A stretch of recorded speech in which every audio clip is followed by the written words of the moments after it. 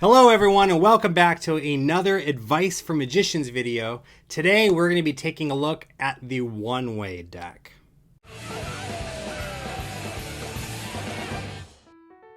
Hello my friends and welcome back to another episode of Advice for Magicians, where the goal is to help you to become the best possible magician that you can be. And today is another Gaff Decks 101 video where I talk about some of the coolest Gaff decks of cards that you will find out on the market. Now today we're going to be talking actually about two different types of decks, and they are both called one-way decks, and it kind of creates some confusion for some people.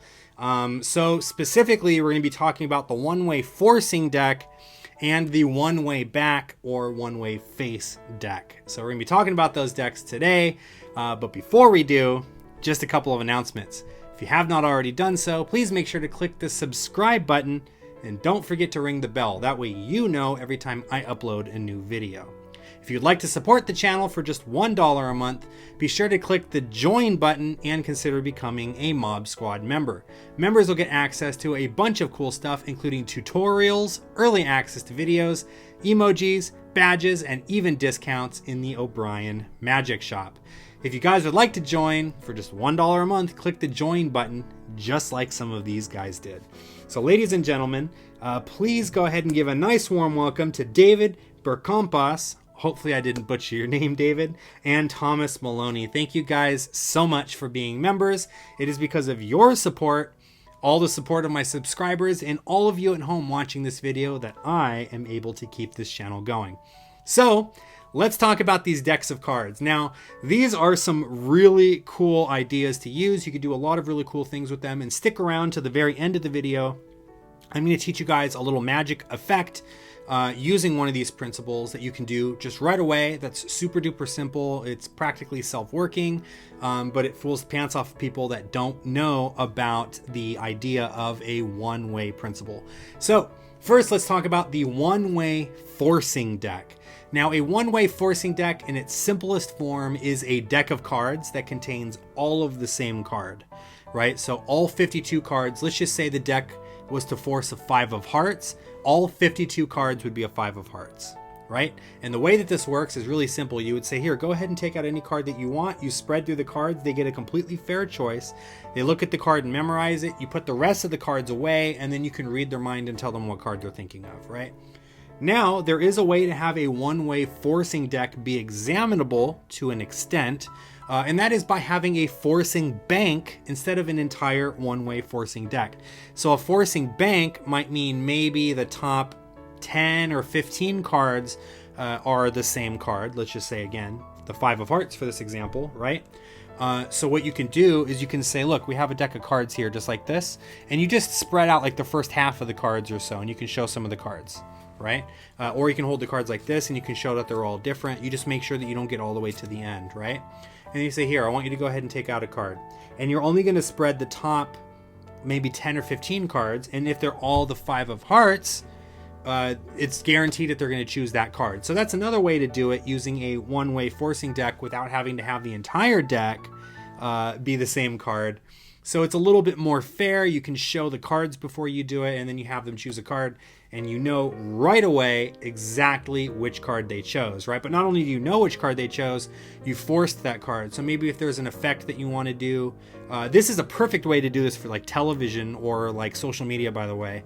It just seems so fair, right? You just say, yeah, look, I have a deck of cards here, right? Check this out. Do me a favor, go ahead and take out any card that you want. They grab one, you put the rest of the cards away, and you say, I don't want to know which card you chose just yet. I'm going to try to read your mind, blah, blah, blah. You read their mind, and then you can even go like this. Watch. On my arm, it says the 5 of hearts, and you have like a tattoo or something on your arm, right? So that's something that you can do that's really cool using a one-way forcing deck. It just makes it so fair. That way you don't have to actually do like a riffle force or try to do like a classic force or anything like that. It's just automatic, and they have a fair choice. Like I said, to an extent, they can choose one of like the top, 10 or 15 cards or so. Now, if you want to have the entire deck have the option, of course, you know, you can have an entire one-way forcing deck like this. Some decks also, there are such things as two-way or three-way forcing decks, which means like the top half of the deck will be the 5 of hearts and the bottom half of the deck will be the ace of spades, for example. So you can have this person choose this card and then this person chooses this card over here. So there are lots of different variations on a one-way forcing deck, and a lot of cool things you can do with them. Now, let's talk about a one-way back or a one-way face deck. What this means, I think the easiest way to show you is by showing you the face of a card. For example, a King of Hearts is a two-way face. And the reason is if you look at the King of Hearts like this, it looks exactly the same if I turn it around the other way, right? So King of Hearts looks the same there as it does there. So that would be the example of a two-way face, right? Now a two-way back means exactly the same thing. It means at the back, it doesn't matter which way you look at it, the back design is completely the same, right? Now here is an example of a one-way face. The ace of spades is a one-way face because if you look at the card like this, the spade is pointing up. But if I turn it upside down, now the spade is pointing down. So I know the direction that the card is facing, either up or down, by looking at it. I can tell that. Now a one-way back design would do something very similar. Now sometimes a one-way back is completely noticeable, like if it just says like I don't know, cool guy cards, like across the back, right? Just like cool guy cards. I know that if I take a card and turn it upside down and cool guy cards is upside down, I know that it's a one-way back. Now there are a lot of one-way back decks that will do this in a more subtle way so that you can't see it unless you know exactly what to look for. Maybe up here in the corner, there might be like a little bubble that's filled in or something on this corner that isn't on this corner. So only the magician or only the mechanic that's using the cards will know the one-way back, right? It's more subtle. It's like using marked cards essentially. And they also do this with the faces too. Now I know you're thinking like, well, obviously, like I can tell that the ace of spades is facing the right way. But what about that King of Hearts? You wouldn't be able to normally. So sometimes one-way faces are a thing too. Like maybe the pip will be a little bit smaller on one side than it is on the other side. So the naked eye looking at it wouldn't know, but the trained eye would be able to pick up on that rather quickly, right? A lot of really cool things you can do with this principle. I want to show you guys just one thing that you can do with this right now, just so that you guys can have kind of an idea. This is a really basic principle, okay? Nothing crazy, but it's a fun little 5-card effect that you can do. You just go through the deck, and I took out 6 cards. You can take out 5, 6, 10, it doesn't matter, right? I just took out 6 cards, and we're gonna shuffle them up just like this. And in a moment, I'm going to have you pick a card, and I'm going to try to see if I can figure out which card you chose. Now think of these kind of like as tarot cards in a way. Each card means something, right? So like the ace of spades is the leader of the deck. So maybe if you chose that card, it's because you're a good leader. Right? The King of Hearts, maybe you are like the most charismatic person, right? And you just, all the ladies love you because you're a king and your heart is so big or whatever. I don't know. You can come up with whatever you want, right? Whatever little story. The Joker is in here too because maybe you're like the class clown and you're always goofing around and you don't really take things too seriously. You're just very lighthearted, right? So like, think of them as like tarot cards in a way, right? And we'll just shuffle these up. And what I'll do is I'll spread out the cards like this, right? And I'm not going to look. I am going to just take one out of the stack and I'll show you. Okay? So that's the one that they chose. I don't know what it is. I'm going to stick it back in the stack and we're going to shuffle it. And I really truly don't know which card it was. I wasn't paying attention to the shuffle. I really truly did shuffle them. And you can give these to the spectator and they can mix them up too, right? So what I'm going to do is I'm going to go through now and I'm going to start eliminating some cards. Okay, so I don't think that you chose the Ace of Hearts, and I also don't think that you chose the Ace of Spades. Okay, I'm thinking it's down to one of these. I don't think it was the Seven of Hearts either, right?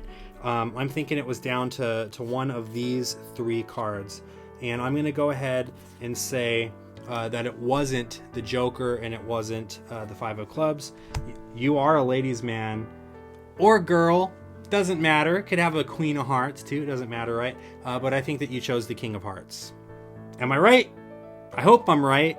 I'm going to watch this video back at the end, and if I got it wrong, I guess I'm going to do this whole thing again.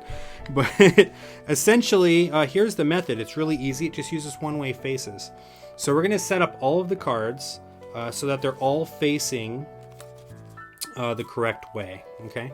So the heart is facing the correct way. The spade is facing the correct way. The center heart in the Seven of Hearts is facing the right way. The Joker is facing the right way, and the club in the middle of the Five of Clubs is facing the right way. The only card that you can't tell because it's a two-way face is the King of Hearts. That one doesn't matter. You can just put that in there and you just shuffle up the cards, right? So you spread out the cards and you let them choose any card that they want. Let's just say that they chose this one here, the Ace of Spades.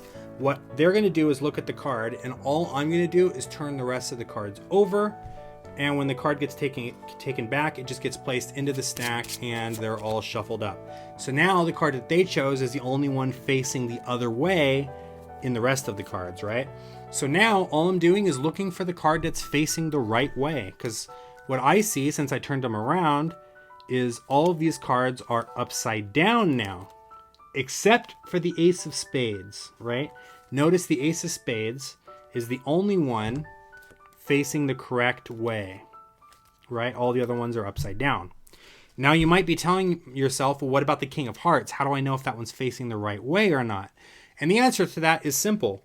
If they chose the King of Hearts, like you guys did in this example, when I go through the cards, I see that all of the cards are upside down, which means you didn't choose any of those cards. You had to have chosen the King of Hearts, because the King of Hearts is the only one that would have been reversed and I wouldn't have known. So all of the cards are facing the right way, or they're all facing the wrong way, excuse me. Then you know that they chose the King of Hearts. Now, what that means is you can't have more than one two-way face card in the stack. If you have more than one two-way face card and they choose one, now it's a 50-50 shot. You don't know which one they chose. So you should only have one. All of the other cards should be a one-way face. But you want to do a nice job of having like a little variety, right? You have different cards. I have a number card. You know, I have or a couple number cards. I have a Joker even in there. A face card, a couple of aces, right? And then you can just come up with your own little story with it. So that's a nice, fun little self-working mind-reading trick that you can do using a one-way face principle with a regular deck of cards. You don't have to do anything. It's completely impromptu. You borrow a deck from someone and you can do this trick. So here is my question of the day now. What is your favorite trick to perform using either a one-way forcing deck or a one-way face or one-way back deck? Thank you so much for watching this video. If you haven't already done so, make sure to click the subscribe button and don't forget to ring the bell. That way you'll know every time I upload a new video. If you'd like to check out some more magic, visit us at o'brienmagic.com and be sure to check out our online magic shop, where you will find the latest and greatest magic books, downloads, and accessories.